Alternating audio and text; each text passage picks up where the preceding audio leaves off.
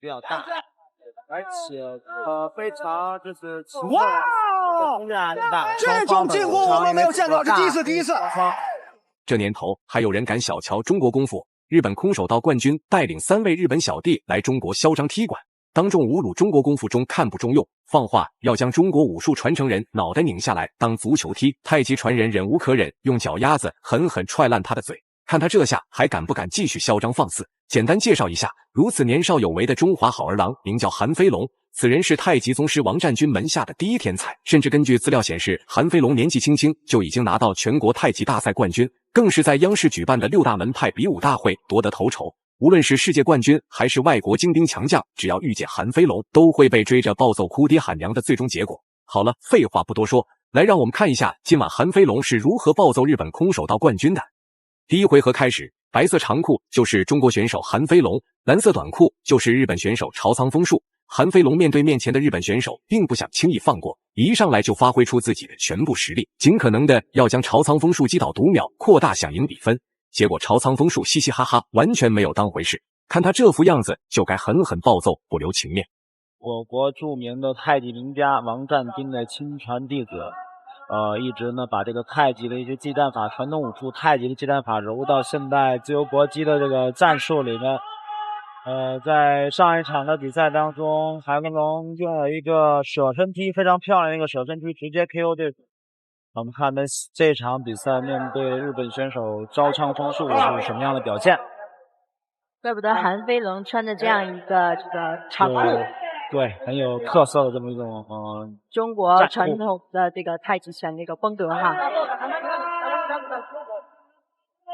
双方上来之后呢，我们看这个朝仓丰树啊，我们发现朝仓丰树还是在做一些转身后蹬下踢，连续的组合拳，哇，好漂亮！把朝仓丰树逼到了这个绳脚，但是我们现在看朝仓丰树做一个姿势啊，有朋友对我来说没什么太大的无所谓，但是刚才一个转身后蹬，然后一个下劈，最后那个朝仓丰树达到了空当，打了一个迎击。对，到目前为止，韩飞龙不说100%的压制对方，但是已经让朝仓丰树不敢在擂台上轻举妄动。毕竟韩飞龙的还有着很多后手招式，尤其是韩飞龙太极传人的身份，就足以让朝仓丰树畏惧。接下来的比赛要看韩飞龙能否继续保持现有打法，不能给朝仓丰树丝毫的喘息调整机会。丰树正蹬。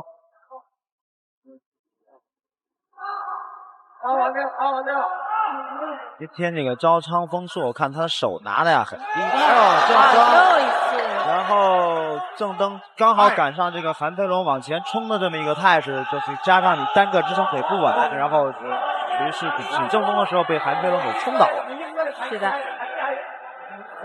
而且今天韩飞龙呢也是充当着我们蜀汉五虎大将当中的赵云的角色。所谓子龙单骑追兵，为蜀汉立下汗马功劳。好，拨开正蹬，反击后手直拳，近身之后一个贴身的一个抱摔，还是打出了这个赵子龙的气势。对，刚刚在倒地的时候可能碰到了这个朝仓丰树的这个裆部所以才跟裁判示意啊。好，前摆，下劈。请问董老师，下劈这个动作是来源于哪一种？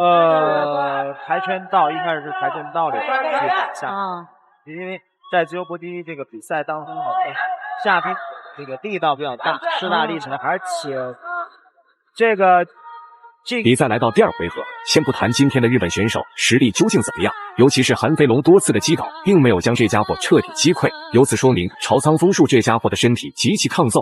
奈何这可是中国选手的主场，韩飞龙也在想尽一切办法将日本选手 KO 才肯甘心，这样才能证明中国太极武术丝毫不逊色日本空手道。这是朝仓丰树做正蹬没有起来，没有完全发出力量。这个时候韩飞龙一个后手的迎击，直接击中，但是同时手抄到了他的起来这条腿，然后做了一个摔的一个动作。但是这个摔法是不得分的，不计入这个裁判评判的一个因素。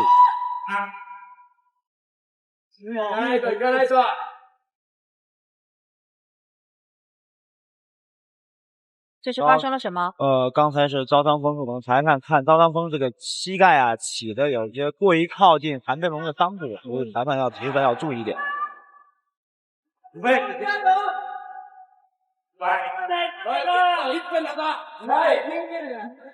裁判提示比较继续战斗，继续比赛。又是一有一个接腿摔。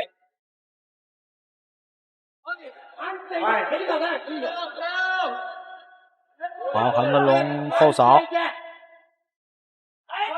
这个刚才是招仓丰富的后手直拳，韩飞龙想抓住一个机会，趁他打拳发力之前呢，自己的整个重心压在前腿上。韩飞龙刚才的目的是想少提他这个支撑腿，让他这个韩飞龙的防守反击做的实在是滴水不漏，无论朝仓丰树发起多么凶猛的进攻，都会被韩飞龙击倒在地。碍于脸面问题，朝仓丰树决定艰难起身继续战斗，毕竟自己可是打心里瞧不起中国功夫。如果今天被中国选手击败，那怎么向日本高层交代？于是朝仓丰树继续加强自身攻势，逼近韩飞龙内围，目的就是要用最短时间将韩飞龙 KO 送走。起来的袭击近身，然后做出一些攻击。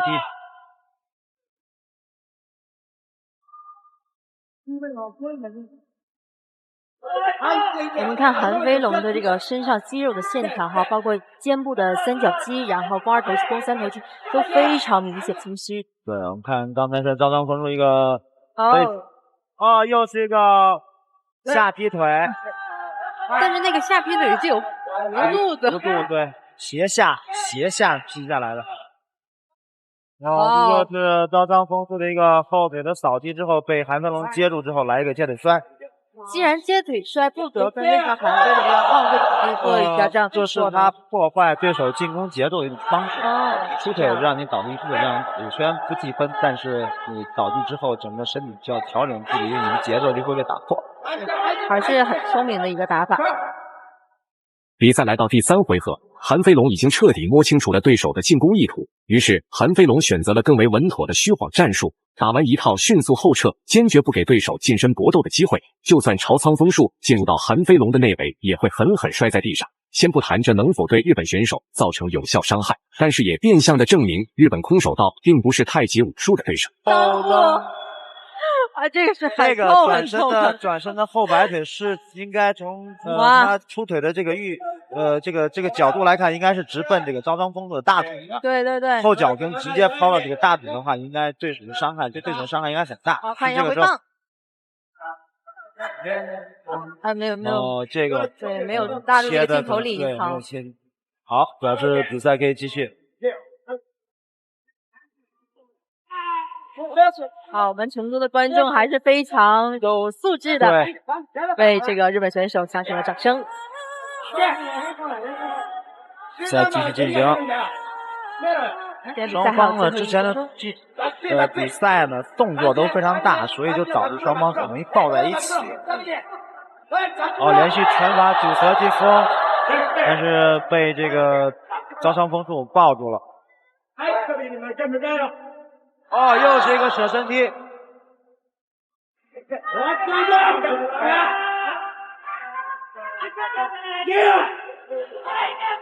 刚刚洪荒选手这个超人拳吗？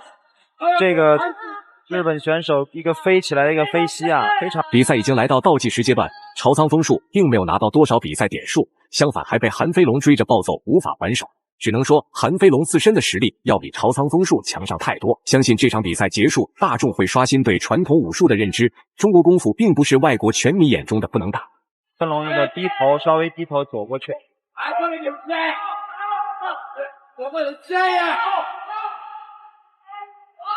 双方拳法互换。这两个选手打起来场面很多戏剧化的场面。观众也此起彼伏的响起阵阵掌声。这是一场非常有意思的比赛。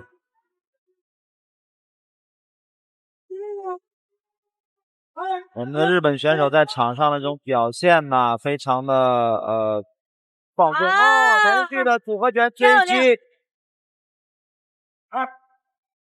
韩飞龙步步紧逼是吧？对。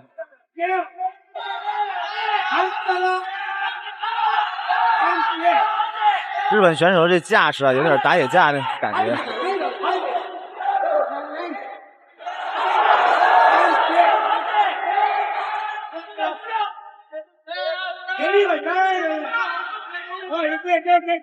最后10秒。再次葛藤踢，再次亮出了一个绝招，但是没有成功。